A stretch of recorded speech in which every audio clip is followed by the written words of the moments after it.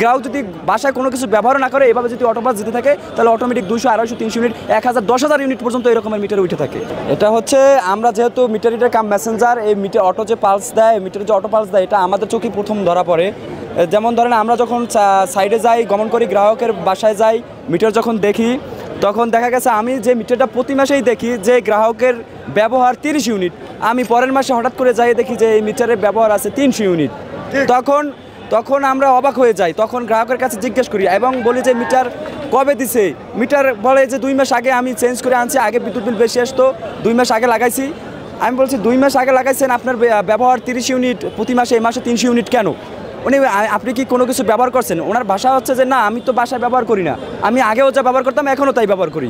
পরবর্তীতে যখন বিদ্যুৎ না থাকে তখন আমরা আবার যখন মিটারটা চেক করি তখন দেখি যে এইভাবে অটো পালস দেয়, যে আমার হাতে মিটারটা দেখতে পাচ্ছেন যে অটো পালস দেয়, এভাবে দেয়। তো এর ফলশ্রুতি হ্যাঁ, অটো পালস দিলে অটোমেটিক। আমি বলি যে 30 ইউনিট থেকে 300 ইউনিট প্রত্যেক মাসে আমি মিটারটা দেখতেছি, অথচ যে গ্রাহকের ব্যবহার 30 ইউনিট, আমি পরের মাসে যাই দেখি যে 300 ইউনিট। এর একমাত্রই কারণ হচ্ছে এই অটো পালস। গ্রাহক যদি বাসায় কোনো কিছু ব্যবহার না করে এভাবে যদি অটো পালস দিতে থাকে তাহলে অটোমেটিক 200, 250, 300 ইউনিট, 1000, 10,000 ইউনিট পর্যন্ত এরকমের মিটার উঠে থাকে ব্যবহার না করলেও। তো এটা হচ্ছে নিম্নমানের মালামাল ক্রয় করার জন্য। এটা থেকে বাঁচার উপায় হচ্ছে আমরা আমাদের যে এই যে বিদ্যুৎ উন্নয়ন বোর্ড আছে, তারা যে দুর্নীতি করে অল্প টাকা মিটার কিনে আমাদের কাছে বেশি টাকা বিক্রি করে, এর চেয়েও ভালো মানের মিটার এই বাংলাদেশের বিভিন্ন মার্কেটে পাওয়া যায়, কিন্তু তারা সেটা ক্রয় না করে নিম্নমানের মালামাল কিনে ব্যবসা করছে। সারা দেশে আমাদের প্রায় 3 কোটির উপরে গ্রাহক।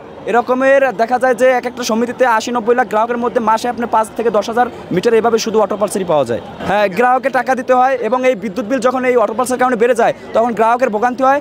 তাদের বিদ্যুৎ বিল ওই 300 ইউনিট হলেও দেওয়া লাগে। এটা হচ্ছে একটা সিস্টেম বানাই রাখছে। আমাদের কাছে আসলে যে বিল যা হচ্ছে ওইটা আপনার দিতেই হবে, এছাড়া আমাদের কাছে কোনো সমাধান নেই।